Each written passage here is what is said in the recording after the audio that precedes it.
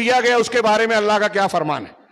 اللہ نے فرمایا الیوم اکملت لکم دینکم واتممت علیکم نعمتی ورضیت لکم الاسلام دینا۔ اللہ تعالیٰ کے رسول اللہ کے آخر دور میں یہ قرآن کی حج کے درمیان نازل ہو رہی یوم عرفہ کو، آج کے دن میں نے تمہارے لیے تمہارے دین کو مکمل کر دیا، واتممت علیکم نعمتی، اور اپنی نعمت کو تم پر پوری کر دیا، ورضیت لکم الاسلام دینا، اور اسلام کو بطور دین تمہارے لیے پسند کر لیا۔ کتنا صاف سیدھا ہے۔ ہم میں کا ہر شخص اس آیت کو بہت بار سن چکا ہے، لیکن اس آیت کی گہرائیوں کو نہیں سمجھتا۔ اگر اس کو ہم سمجھیں تو یہ الٹے سیدھے نئے نئے دعووں اور نئی نئی بدعات و خرافات سے ہم متاثر نہیں ہوں گے۔ یہ قرآن کی یہ ایک آیت میں دعویٰ کر رہا ہوں دنیا کی ہر بدعت کا رد کرتی ہے، دنیا کی ہر بدعت کا، خالص اسلام میں جو بھی ملاوٹ کی جائے اس کا یہ رد کرتی ہے۔ اللہ کا دین رسول نے پورا پیش کیا کہ نہیں کیا؟ کچھ کمی رکھی؟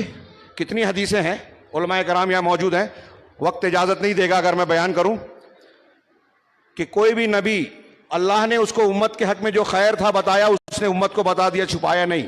جو شر ہے امت کے لیے نقصان کی بات ہے، اللہ تعالیٰ رسول نے اس کو چھپایا نہیں۔ اللہ کے رسول نے حجۃ الوداع کے موقع پر تمام جم غفیر سے صحابہ 1 لاکھ سے زیادہ صحابہ کرام نے سوال کیا تھا، الا هل بلغت، کیا میں نے پہنچایا نہیں؟ سب نے کہا بلا، ہم نے گواہی دی ہے، یقیناً آپ نے، کیوں نہیں پہنچا دیا آپ نے۔ اللہ کے رسول نے آسمان کی طرف انگلی اٹھا کے کی کہ اللہم اشہد اللہم اشہد اللہم اشہد، اے اللہ گواہ ہے میں نے پہنچا دیا۔ اور جو دین میں نئے نئے کام کر رہے ہیں وہ یہ گواہی دے رہا ہے، وہ یہ کہہ رہا ہے، جھوٹی بات کر رہا ہے، یہ اللہ کے رسول نے پہنچایا نہیں۔ میرے پیر صاحب بتا رہے ہیں، میرے بزرگ اور امام نے مجھ کو یہ بتایا جو نبی نے نہیں بتایا تھا، فلاں دانشور فلاں نے اپنی کتاب میں یہ لکھا ہے جو اللہ کے رسول نے نہیں بتایا تھا۔ اللہ کے رسول صلی اللہ علیہ وسلم کی حدیثوں میں یا دین میں، قرآن کی شریعت میں اس کو کمی لگتی ہے، تبھی تو وہ بدعت کا ایجاد کر رہی ہے، میں نہیں، سلف کے بہت سے اقوال ہیں۔ اللہ تبارک و تعالیٰ نے قرآن میں کہا وَنَزَّلْنَا عَلَيْكَ الْكِتَابَ كِتَابًا تِبْيَانًا لِكُلِّ شَيْءٍ، سورہ نحل کی آیت نمبر 99، کہ ہم نے تم پر کتاب کو نازل کیا جو ہر چیز کے بیان ہے، بیان کرنے والی ہے، وَهُدًى وَرَحْمَةً وَبُشْرَىٰ لِلْمُسْلِمِينَ، اور یہ ہدایت ہے، بشارت ہے، رحمت ہے مسلمانوں کے لیے۔ یہ ایک آیت صرف سمجھیے، خالص اسلام کا جواب ملے گا کہ قرآن ہر مسئلے کا بیان ہے۔ کیا مطلب؟ ابھی ہم منکرین حدیث کہتے ہیں کہ اس کی وجہ سے پتہ چلتا ہے کہ حدیث کی ضرورت نہیں ہے۔ جہالت، جیسے ہمارے یہاں بھی ہے نا کہ اب حضرت عیسیٰ آنے والے ہیں تو دوسرا نبی، پھر حضرت عیسیٰ کو مارنے کی کوشش کرتے ہیں کہ قرآن کی آیتوں سے پتہ چلتا ہے سب نبی مر گئے تو حضرت عیسیٰ بھی مر گئے، اب وہ مر گئے تو ان کی کرسی خالی ہوئی تو کون مسیح آنے والا ہے، تو پھر اپنے بزرگ کو، اپنے پیشوا کو بٹھا دیا کہ یہ اس کرسی کے لائق ہے۔ ایسے ہی جتنے باطل پرست ہیں، پھوسی بھونڈی اور بکواس قسم کی دلیلوں کے ذریعے سے اپنی جہالت اور بدعت کو ثابت کرنے کی کوشش کرتے ہیں، اور یہ ہمارے لاعلمی ہے، خالص اسلام سے ناواقفیت کا نتیجہ ہے کہ ہم ایسے جھوٹے دعوے داروں سے متاثر ہو جاتے ہیں، ان کے پیچھے بھاگنے لگتے ہیں۔ ان بدعات و خرافات کے رائج ہونے کی وجہ، ہمارے گھروں میں ہمارے نوجوانوں کے انحراف کی وجہ، غلط راستوں پہ جانے کی وجہ، ہماری بچیوں کے جو آج مرتد ہو رہی ہیں، غیروں سے شادیاں کر رہی ہیں، جو اسلام کے احکامات پر اعتراض کرتے ہیں، طنز کرتے ہیں، حدیثوں کو عقل اور مختلف قسم کے اصولوں کی شان پر رکھ کر رد کرنے کی کوشش کرتے ہیں جبکہ وہ حدیثیں ثابت ہیں، یہ اصل میں جاہل ہے۔